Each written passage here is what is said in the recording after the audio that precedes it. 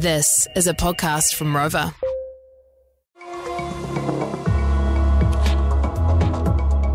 The Editor-in-Chief is live in 10, 9, 8, 7, 6, 5, 4, 3, 2, 1. Okay, welcome to the program. You're with the Editor-in-Chief live. Good to have you company. I'm Duncan, Garner. Welcome. Why do we have only 3 drug courts in New Zealand when all the evidence says they're a roaring success? Judges say prisoners become genuinely drug-free. We talked to a former prisoner with a meth addiction who is now 3 years clean and free thanks to the drug court. It's a great story. Today, we unapologetically stand for something, and we ask, why is this government spending hundreds of millions of bucks on failed programs behind bars which have a 3% success rate when the drug court should be rolled out right across the nation? We'll look at this. Stand by for James's story, and Roger Brooking as well will join us. Jump on the YouTube, TikTok, leave a message on any of the links here. We'll also celebrate the part-time worker with the part-time power list. It's news time. Here's MediaWorks Deputy News Editor. It is Grace Cocker. Very good morning to you. The UN boss is pleading for safe passage into Gaza for workers so aid can be delivered. Reading comments to the Security Council this morning on behalf of Antonio Guterres, his cabinet chief says they face severe challenges. Attacks on humanitarian aid workers and shelters, as well as strikes on or near health and humanitarian facilities, lawlessness and criminality are rampant. A new report has revealed restraint and force has been used on disabled people living in care. More than 360 complaints were made to the Health and Disability Commissioner over 5 years. Author Rose Wall says some residents are too scared to speak up. There's often a power imbalance where you've got people reliant on the support that they're receiving from one day to the next. Sometimes people have challenges communicating. JD Vance has taken a swing at the Democrats in his first speech since being confirmed as Donald Trump's running mate. He's told a crowd this morning that change is desperately needed. It is time to get rid of the corrupt Biden-Harris regime that has broken this country, that has ruined its reputation in the world, and most importantly has made a basic middle-class life less affordable. And for the adventurous eaters, judges will taste their way through the Ice Cream and Gelato Awards this weekend. Some odd flavours in the running: masala ice cream with red chilies and coconut, and salmon and cream cheese gelato. To sport, and in rugby league, the siren sounds, the Shield's heading back to Sydney. New South Wales have won a brutal State of Origin decider, 14-4 on Sky Sport. Coach Michael Maguire proud to keep Queensland tryless at Suncorp Stadium. I think it's probably up there, or if not, one of the best defensive performances to have Queensland not score. To cricket, and the White Ferns are chasing 156 to beat England in the final T20 at Lords. And 4 Kiwi golfers tee off in the first round of the Open Championship tonight. Michael Hendry, Ryan Fox, Daniel Hillier and Kazuma Kobori. That's news and sport. Thanks, Grace. I'll talk rugby league with you, but you're probably not interested. I have no idea. It was a great game. Oh, it was the best ever. Gelato flavours. Weird, right? Yeah, that's chili. Oh, what a mess. My mum once at the Havelock Mussel Festival, South Island represent, we owned a bakery and she entered a savoury ice cream mussel flavour, 2 types, sold out. Sold out twice, actually, I think. She made a couple of batches. No. I don't even like seafood and I enjoyed it. Oh, was it all right, was it? Yeah, it's like a savoury, icy treat, but I mean... Yeah. I once had a shoe flavoured one. A shoe? Yeah, shoe, yeah. It was in the Wairarapa. Were you doing a shoey or...? No, it was a shoe, wasn't it? It was a shoe. It was a shoe flavoured, like a musty old shoe, but it was actually all right. I don't even know what that would taste like. Yeah, not great, but it was okay. It was okay. It was passable. Oh, God. Yeah, she believes me on that one. Okay, welcome, folks. A third of our prison population suffers from some kind of drug or alcohol addiction, and we spend more than $300 million shoving courses and programs in front of them whilst in jail, which are mostly hopeless. A Justice Ministry review found that these programs had a positive impact on just 3% of prisoners. It's an abject failure for 97% of people. What has worked is when we send these prisoners to one of the 3 drug courts in New Zealand. Judges say it transforms their lives. Prisoners get treated, and they're also held to account. They get drug tested, so they can't get away with anything. But they get treated on health grounds. Our next guest is a shining example of what works. James Sturch was a meth addict. He spent his 21st birthday in prison. Nothing worked until he was put before the drug court. He spent his whole 20s in prison.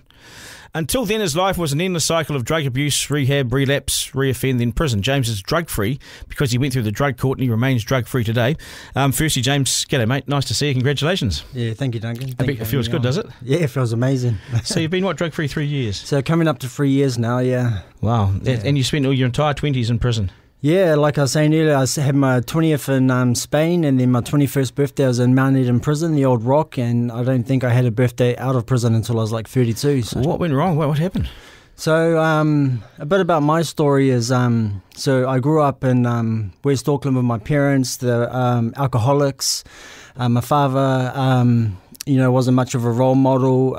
They didn't set any values or goals in my life. They just showed me that, you have a good time, you drink, you have a bad time, you drink. And, I grew up with that resentment towards my parents, and I never wanted to end up like my father, an alcoholic, and, didn't do well in school, wasn't motivated, fell in with the wrong crowd, and then eventually I fell into addiction for methamphetamine, and that basically took over my life. So you are what you're created like, aren't you? So you're created by two parents who went sort of AWOL on you, and that's your life. That sets you up badly, doesn't it? Well, yeah, I was sort of a product of my environment, really. Yeah. And my sisters moved to the UK, and they seen that my life was going sideways, and they told me to go over there, spend some time with them, and I reconnected with them. It was amazing, and like I said, had my 20th in Spain. My plan was to come back to New Zealand, get back into work, save up a bit of money, and go back and live with them in the UK. But as soon as I came back to New Zealand, I fell back into addiction. And So you're in prison for 10 years, on and off for 10 years, in and out. So you're doing courses in there, programs, all sorts of rehab stuff. Didn't work?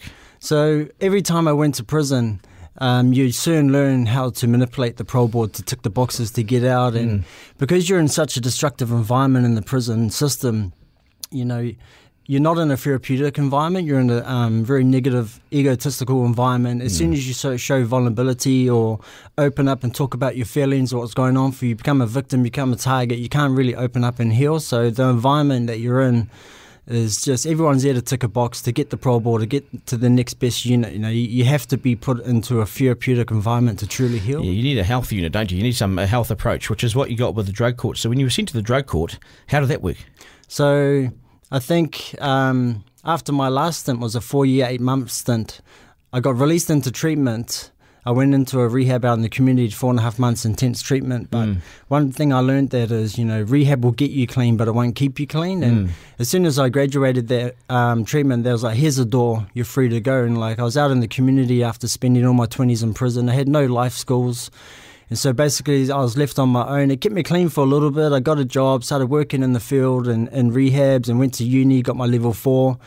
But it wasn't long that I relapsed, and as soon as I relapsed, I fell back into that same pattern. Because those are the only guys that you know. You spent 10 years in prison with these guys. They're your mates, I suppose.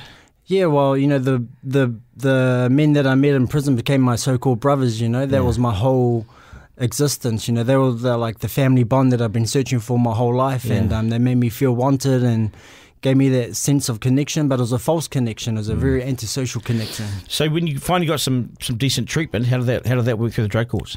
So what happened is I was lucky enough to enter the drug court, because when I relapsed, I ended up back in prison, and it was my lawyer who put in an application to the drug court, and he believed in me enough, and he fought for me to get into the drug court. Once I entered into the drug court, they put me back into a residential environment. But once I graduated that treatment, they did another wraparound support. I did so many intensive programs. And they kept drug testing you through this too, didn't they? Yeah, you're continuously drug tested. You got to do meetings. I did therapy, one-on-one counselling, men in relationships, restorative justice with my victims also. So the drug court set that up. So I had to sit down with my victims and explain to them what I was going through. How was that for you? It was a lot of anxiety. I was nervous, but it was less about me and more about them. I wanted to make sure that they knew that, I was an addict and what I did was wrong, and I was truly sorry for what I did. But the drug court, what it did was it set you up in a process, a health process. It didn't treat you as a criminal. It treated you as someone who was sick and needed help. Yeah, the first time I entered the drug court was the first time that the judge had actually looked at me and spoke to me like a human and said to me, you know what, James, we believe you can do this. And they just made me feel that I could do it. They made me feel like I was somebody instead of just another number. And since then you've been 3 years clean. Yeah, since then I've been 3 years clean and doing amazing. Got my life back, closed all my back doors. That was the number one key to that world and all my old associates. Because it's who you hang out with, isn't it? I mean, you can judge someone by who they hang out with, I suppose. Yeah. So you've closed the door on that. We've only got 3 drug courts. Yeah. Auckland and Hamilton. Do we need more? I reckon that they definitely need a drug court in every district, because it's the success that I've seen come in the drug courts is amazing. And they don't only just work with the addict, but they also work with the addict's whānau. And when you walk into a graduation at the end of someone's journey through the drug court, it's an amazing experience. The family are in tears, and how much they're so grateful for the court, how they've given them back their family member. And so you work in that environment now? That's what you do? Yeah, I graduated the drug court, and now I work in the drug court for Odyssey, and I walk alongside our whai ora in the court on their own journeys through the drug court. Yeah. That's so good, isn't it? That's pretty powerful. I mean, I can see it in your face. You're smiling and you're happy, and you belong somewhere, you know? You belong and you're doing good. When you look back at the courses that you did in prison compared to the course that you did through the drug court, they're chalk and cheese, aren't they? They're miles apart, aren't they? Yeah, well, the courses that they have in prison are pretty simple, and like I said, they don't really do anything. They're there to tick a box to say, you know what, when they say there's a debate around, like, when an addict offends, put him in prison and then rehabilitate him, but you can't get rehabilitated in such a destructive environment. Do you see anyone get rehabilitated in prison though? They talk about it, but you very rarely see results. No, I've never met anyone that's gone to prison, did a rehab, and then stayed in that environment and come out and gone and said it's changed my life, you know, because you're stuck in that environment. What if there was no drug court for you? Where would you be? So if I didn't, I know for a fact that I'd still be in prison today. If I didn't enter the drug court, because the drug court really did save my life. I'll either be in prison for the rest of my life, or I'd rather be dead, because I'm one of those addicts that once I pick up meth, I cannot stop until I'm in prayer. Well, how does it drive you? So the meth just destroys me. I can't stop once I pick up, you know, and Really? I turn into a very antisocial, destructive person, destroying everything around me, destroying relationships. You know, the path that it took me down was a very dark path. Yeah. But you own it, though. What I really rate about you, what I think is fantastic about you, is that you own your shit. Yeah. You've dealt with it. Yeah. You've come out the other side. Tell me about life now. Tell me about you got missus and kids. Yeah. So I've got a beautiful life now. I've got a partner, and we've got a beautiful baby girl. Amazing. You know, I healed all the relationships through my family by going through the drug court. I've got a good career. I'm honestly in the best position of my life that I could possibly be right now. It's so great to hear someone so positive, you know, about something. Let's just spread these things out. I mean, we've got courts all around New Zealand. Yeah. We haven't got the facilities. I reckon this is what's holding the government back. We don't have the beds and the hospital beds and the facilities and the psychotherapists and all the people that we need, you know, because it costs money, right? Yeah, well, it costs money, but I think it will cost the community even more just to lock these people up forever, you know what I mean? Exactly. So and not fix them up. How bad is the meth issue now? So I think the meth issue is very destructive in Auckland and in New Zealand. I think it's easier to get a bag of meth than it was to get a bag of weed these days, you know? I think it was like that 5 years ago, wasn't it? Yeah. You know? And meth doesn't discriminate if you live in Parnell, if you live in Otara or West Auckland, you know. It attacks everyone on every level, you know? Yeah, it's how the gangs make their money, right? No, 100%. That's how they're doing it. Yeah. Hey, congratulations. You must feel good. What are you up to today?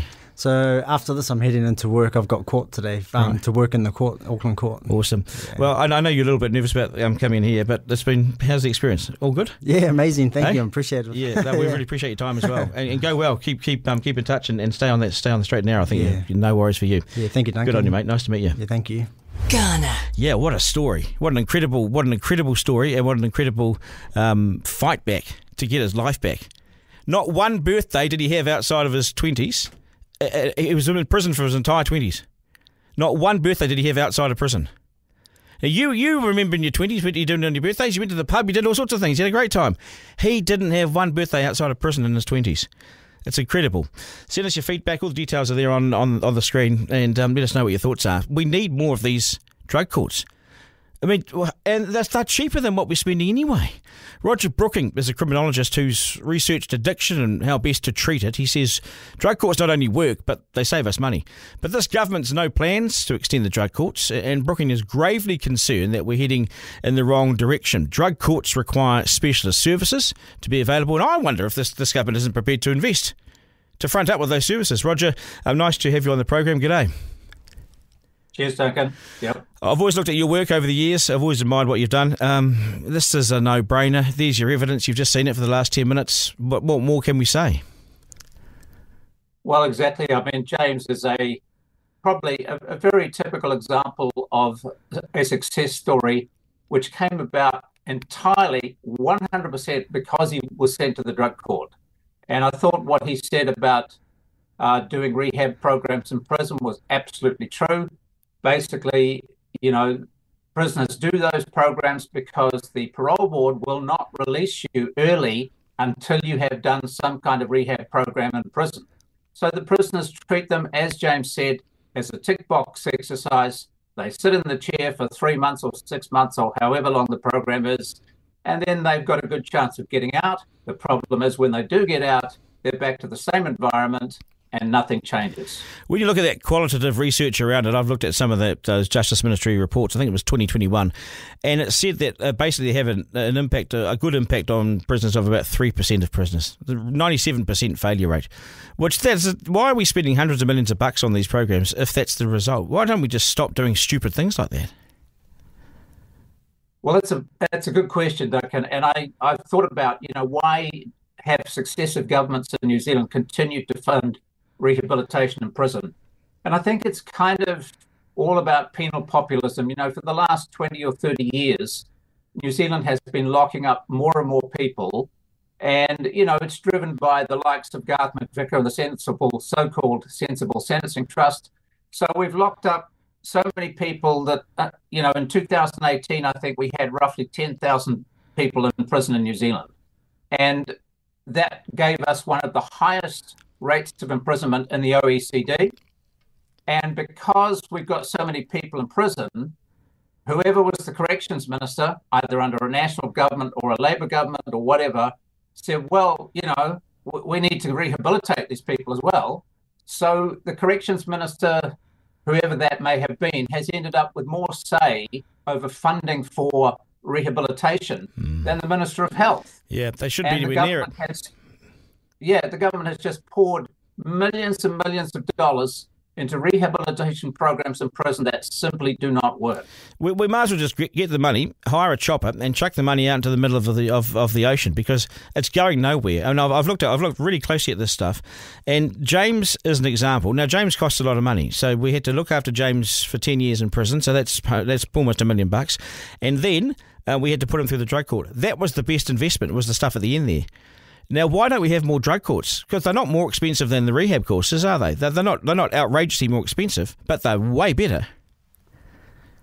Well, if you compared the cost of going through through a drug court with the cost of ending up in prison and doing some kind of rehabilitation program in prison, I think that the drug court would be 10 times cheaper, because it now costs approximately $150,000 a year to keep one person in prison.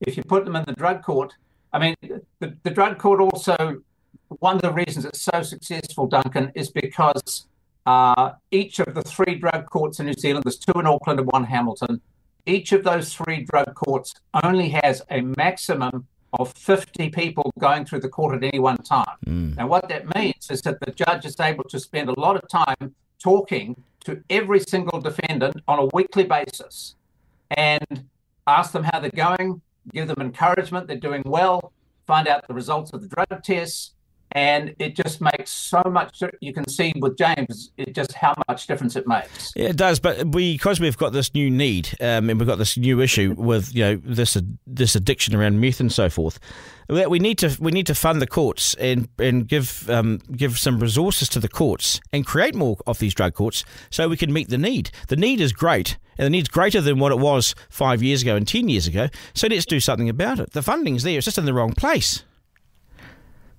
This is true. So in 2019, the Ministry of Justice produced a flawed analysis on how effective the drug court actually was. Andrew Little, who was Minister of Justice at the time, was totally gung-ho on drug courts. He knew they worked, and he wanted to roll them out nationwide and said that's what the government was going to do, the Labour government.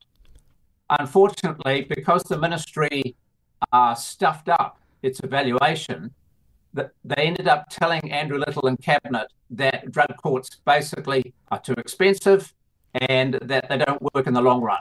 Now, this was a seriously flawed analysis, but unfortunately, Andrew Little and his Cabinet colleagues didn't have enough knowledge about drug courts to know that the analysis provided by the ministry was totally flawed. But it was wrong. It was just wrong. It was just completely inaccurate.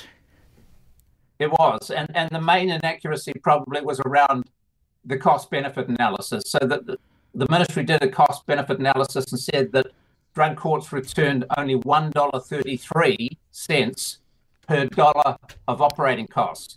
I did my own analysis of this, and I figured out that, in fact, the drug court returns about $7 per dollar of operating costs. Yeah. That's how effective it is. And it reduces the reoffending of graduates by 86% compared with 3% in a prison-based rehabilitation program. It makes so much sense. But this government's got no intention of changing the pathway. Mark Mitchell, to me, looks like he's lost in the headlights again. Yeah. Well, so what the government is now funding is a program called Tiara Marama, which is a sort of a feel-good program, which is being rolled out to every single district court in the country. The problem is that Tiara Marama, it doesn't have a goal of reducing reoffending. Its goals are fairly vague, and one of the key goals of Tiara Marama is that judges should be provided with comprehensive information about the defendants appearing before them. In order to do that, judges need, cultural reports, alcohol and drug reports, mental health reports, but the government has, abolished the funding for cultural reports, which was a key source of information for judges in court. Yeah, no, I saw that. And then if you don't have the background information, what can you do? Hey, Roger, always good to talk to you, mate. I appreciate your time on the program. Cheers, Duncan. All the best. Okay, take care, mate. Garner. Yeah, a bit of feedback coming. Troy said, Duncan, well done to James. Keep up the sober life. Seems like he's turned his life around. He really has. I knew a guy, I still know him actually. He was in the headhunters for 30 years. Did jail for about 20 years, and he's now got his 9 kids. 9 kids, that's a few. He's now got his 9 kids back. He's got a new wife, and he's left the gang because he went through the drug courts. So it works, but we just need more of them. 3 questions. 3 questions. From the Editor-in-Chief. Okay, here's number 1. 1. At number 1 today, should Darlene Tana now resign from Parliament? God, yes. The release of the report into whether she was involved in the exploitation of migrant workers at her husband's now failed bike business makes a mockery of her, and nothing to see here except no denials. No, nothing. I mean, she's balls deep in this. Darlene Tana, you've misled all of us for weeks and weeks and weeks and months. Your behaviour hasn't met that required to be an MP, and the evidence shows you have trouble telling the public the truth. We pay $170k a year to be an MP, but the contract is now broken. You only have yourself to blame. Put yourself out of your misery and quit for your own sake. 2. And number 2, is anyone likely to vote in the upcoming Tauranga local government elections? You'd think there might be more interest given the city's been run by commissioners for 5 years and hasn't had democracy since 2020. I think there are more candidates than there are votes cast. Just 20% of the city's done this advanced voting. Some wards it's as low as 16%. Don't vote, don't complain. 3. And number 3, now we've got some really hard data about this, but this is about the man flu. Is man flu real? I've thought so, actually. But now we've got this hard data. A nursing professor in Brisbane researched the topic and surveyed women and men suffering similar flu-like symptoms. And between day 5 and day 8, the women got better faster than the rates of men getting well. Men's symptoms just remained. They just dragged on for longer. They moaned and groaned, and on day 8, they still were looking for sympathy. So, yeah, it looks like the man flu actually is a real thing. Garner. We always knew that, though, didn't we? Right, let's talk about part-time work, and work hard and work long. That's been the sort of Kiwi motto, hasn't it, since forever. But is that the only way? Introducing the New Zealand Part-Time Power List, the first list that celebrates employers and individuals that are changing the system by proving that you can build your career and not sidestep it through meaningful sort of part-time roles. The last employment survey showed almost 600,000 Kiwis are working part-time, and I wonder if they actually do far more than part-time. I bet they do. List creator and founder of Works for Everyone, a working parents consultancy, Mclean, joins me now alongside part-time power worker May Lee Starrveld. Nice to see you both. Welcome. Kia ora. Thank you for having us. Nice to see you. Long time I haven't seen you for a while, eh? No, I used to pick you up from rowing practice at Lake Papuki. Don't tell everyone. Was I mouthy in the back of the car? Of course. Yeah. Is there any other way? Hey, so tell me, so how does this work? So I have been working with parents for about 6 years now after a corporate career, and one thing I noticed when parents return to the work, they're often coming back part-time because they have a lot of demands on their time, and you're a parent, Duncan, so you understand that. And we're bang in the middle of school holidays, which is, by the way, still not a holiday. It's still going on, isn't it? When did it finish? And what I really noticed was that when particularly mums return part-time, they often get relegated to the B team or to less senior roles, no people leadership. And I guess that comes as a real shock. And who's doing that to them? Career. Is it men doing that? Well, it's managers, it's companies. I don't think it's actually people. I think it's a system. We can't cope when people don't work full time. And if you are not feeling worthy or valued at work, you leave. And if we ever want to close the pay gap, if we want to get more women at the top, we need to create meaningful part-time work. So what you're saying is that the part-time work is not taken seriously enough. When they return back into the workforce, they might do, say, 30 hours? Yes. Probably 40, actually. But they're paid for 30. Yeah. And then they're not taken seriously. So they're not involved in the leadership group. They're not... Yeah.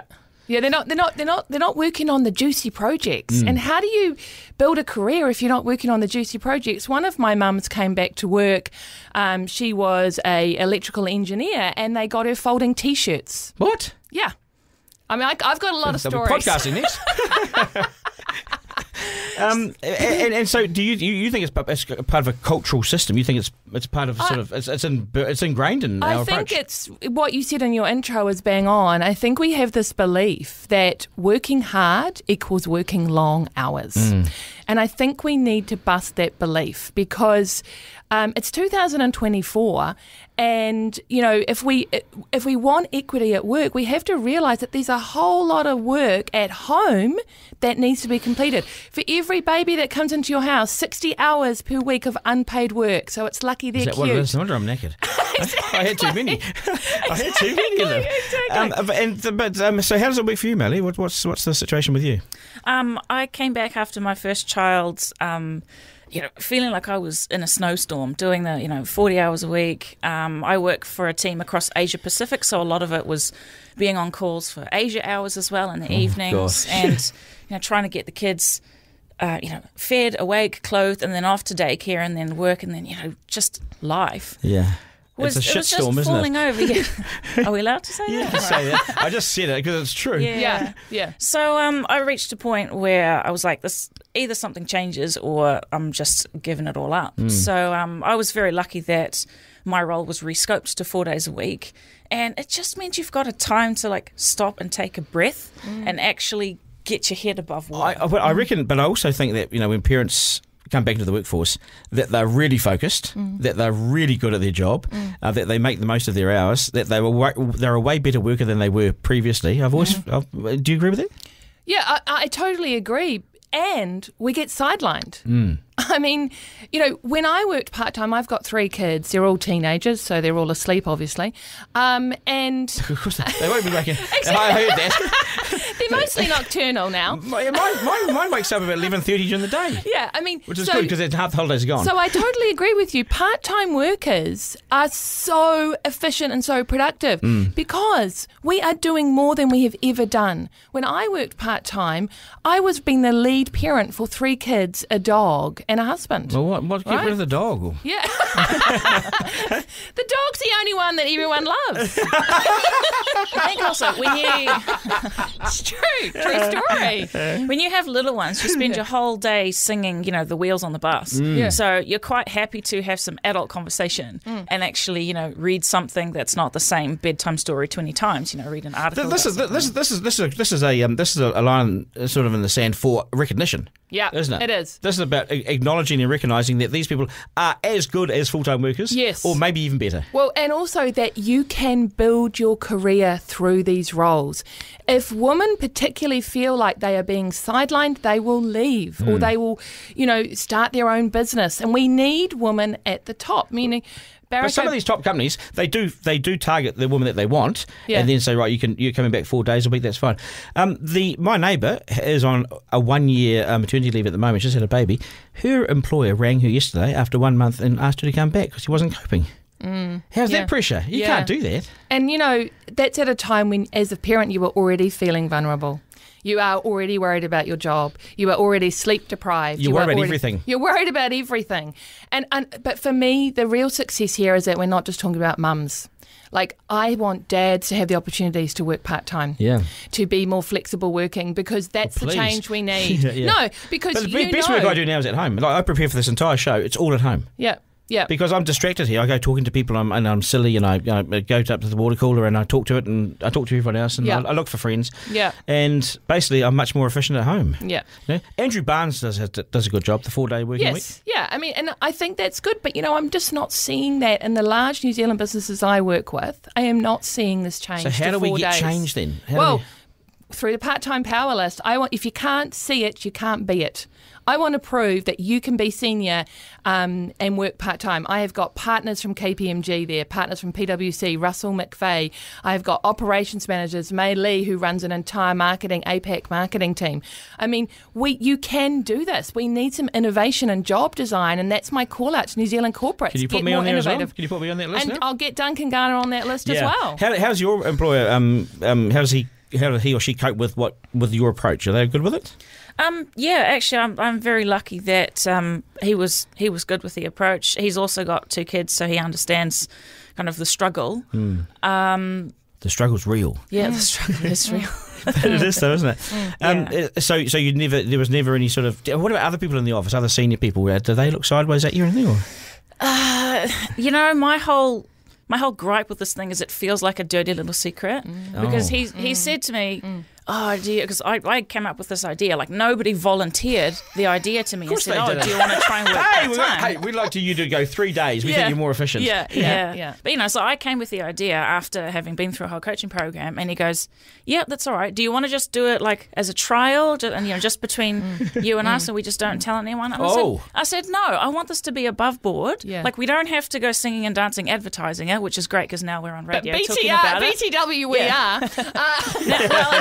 It's 2 years on now, right? So I've proved it can work. Exactly. But I said, no, I want this to be above board because 99% of my marketing team is female of childbearing age. Yes. So there's going to be more of us. And for me, it's about proving that I still have value. I can still deliver a hell of a lot for this team and for this business, even if I'm only 4 days a week. See, it's easy to feel not valued. You get into your 40s and 50s, and then you do that part-time, and you think, am I valued anymore? Because no one's inviting you to those meetings. You're not in any of the email chains. You're thinking, how did this just happen all of a sudden? Is it because I'm at home one day a week? And I bet you do work on that day that you're at home as well.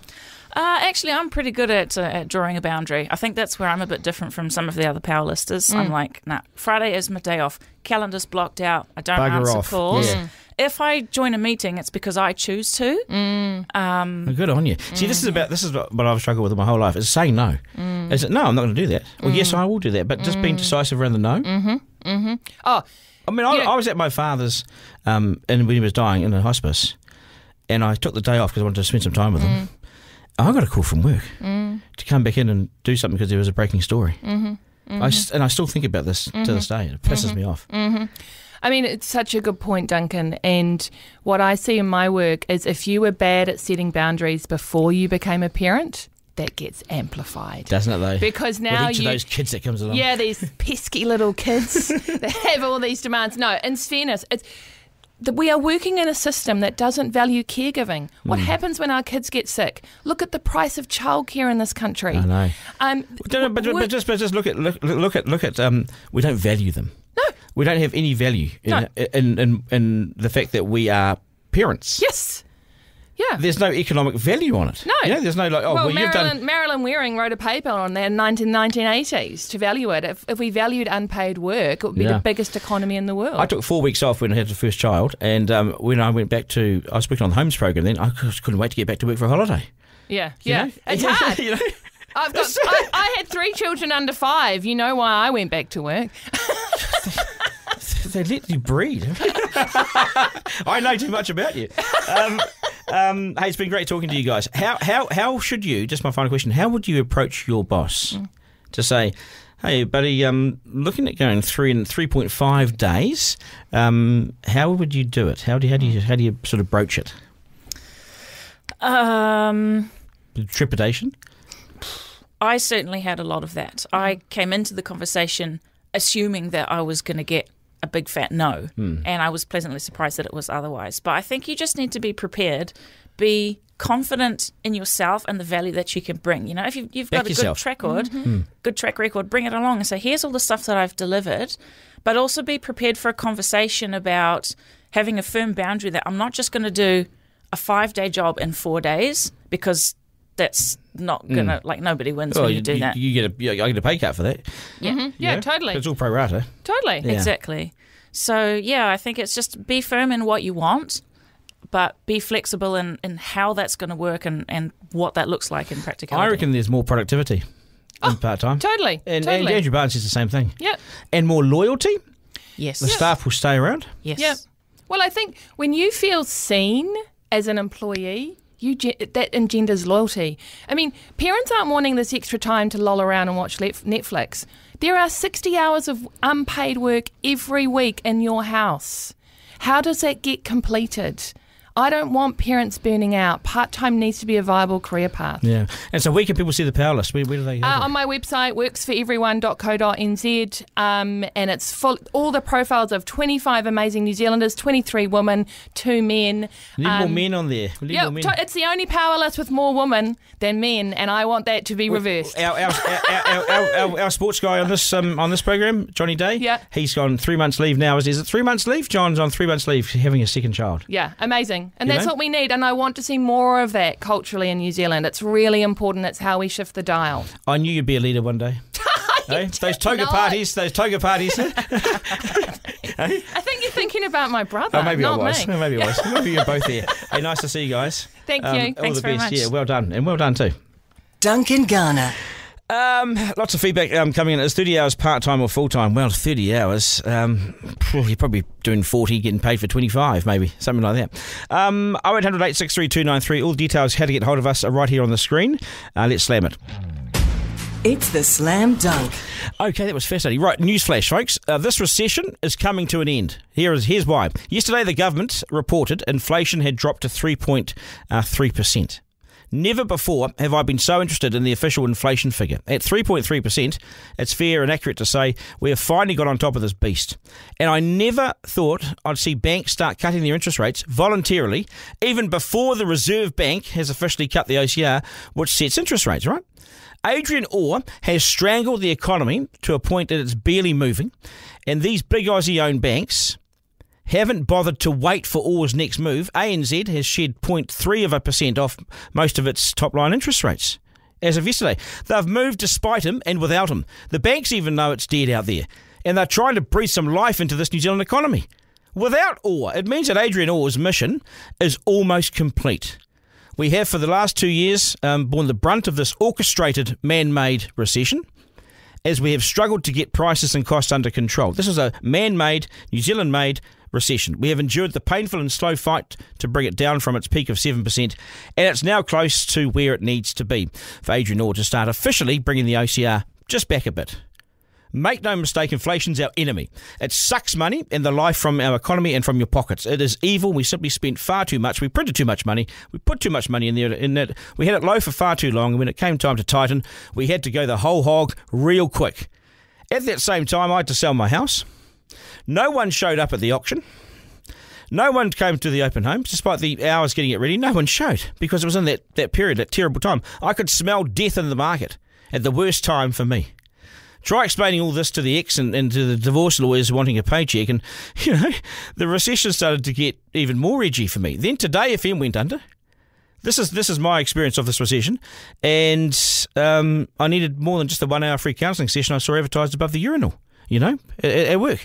But wait, there's more. Let's launch a new live podcast show right as the second slump comes, which was in March, and I had agreed to be paid for this through some revenue structure. Where's the revenue? Guess what? The market's fallen. The arse has fallen out of the market. Revenue dried up. I've always been up for a challenge, but boy, this has tested me, this recession, like it has so many others. I guess no one is immune, and I've lived this recession and felt it. Did I mention the NBR dropped all its paid columnists as well about the same time? Yeah, I was in that one too. Good on them. I thought about chucking in journalism and broadcasting during this recession, and becoming a corporate shrill, like a shiver looking for a spine to crawl up, something like that. But I couldn't defend banks taking record profits during our time of need, and I certainly couldn't defend the power companies taking $2.7 billion from our pockets as profit. using the assets that we've paid for our entire life. Shareholders won, the rest of the New Zealand public like me nil. It's been an angry, nasty period where the cost of this is so obvious now at the very street level. For everyone to see, they can see it. Closed shops, retail's in crisis, restaurants and cafes are going under, and the very desperate have resorted to crime and antisocial behaviours on a scale that we've never seen before in this country. At its worst, some people have lost the plot. They've lost everything. Not just your disposable income, but in the worst cases, you've lost your job, your livelihood, maybe your house, and it's been a brutal and long recession. And the banks have finally realised this, that enough is enough, and they've not waited for the OCR to come down. They've preempted it. They've beaten Dr. Death, otherwise known as Adrian Orr, to the punch. It tells us so much more that he's been beaten to the punch. The property market is in tatters, and the GFC was nothing compared to this slump. This is huge. We've lost a huge number of hard-working New Zealand taxpayers to Australia and abroad, and we may live to regret that. They are the tax base of the future. We simply spent too much, and we went willy-nilly crazy with the chequebook under Grant Robertson, and Adrian Orr sat there in silence. And he was far too silent. He agreed. Then I thought, confidence has sagged so much that it may take a year or two for us to actually get our mojo back, and it probably will. But we'll be back because we're Kiwis and we're sick of the grim and we're all desperate to smile again, I reckon. So we're not far away. Let's begin to back ourselves, New Zealand. It's now or never, and the conditions will soon come right. And there's no excuse then. We're a long time dead, and remember that. So let's start living again. We're not far off it. Let's go, guys. Garner. James said, this is your best slam dunk. Thank you, James. And you've listened to all of them. I know you have. You listened to all of them. Kalo, you feel like we're out of the recession now? The banks are moving. The banks are moving, mate. The banks got interest rates. No. No. You're Dr. Everything's still expensive. Yeah, I know. Hey, Miranda found a great example last week. The Vogel's bread was $1 cheaper. 1 cent? Yeah. Oh, first time in 6 years. What the effing do? I know. This Adrian Orr guy, I don't know what he's been doing. Oh, he's right royally stuffed this up because this is a man-made, orchestrated New Zealand recession. We've orchestrated this. We were going gangbusters, then suddenly, whoops, we spent too much. So we orchestrated this. He needs to get his oar and get in his waka and row in a different direction. Well, he stuck his oar and he wasn't welcome, you know. Yeah, up his own backside. Oh, that's us. This is available as a podcast very shortly once Kalo gets off his backside and gets it up online. So it'll be on Rover shortly wherever you get your podcast. I really enjoyed today's show. God, they were good. They're part-time workers. Just want to stop for a second.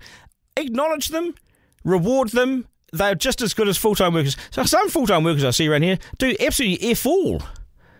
You can't judge someone just because they're in the office, 10 hours a day. I've said to Miranda, go home, you're working too much. Go home and do it from home, No, you are not. You're 110%. So to my team, Caleb, Miranda, Forrester and Zarina, thank you guys. We'll do this all again tomorrow. Remember, this is no dress rehearsal. This is no curtain raiser. This is the life that we live. We're in it. So let's get out and enjoy it. Take care, folks. Thanks for listening. That was Duncan Garner, Editor-in-Chief Live. Missed something on the live stream? Text Duncan to 3598 to listen back on the podcast. Want to get in touch? Call 0800 863 293.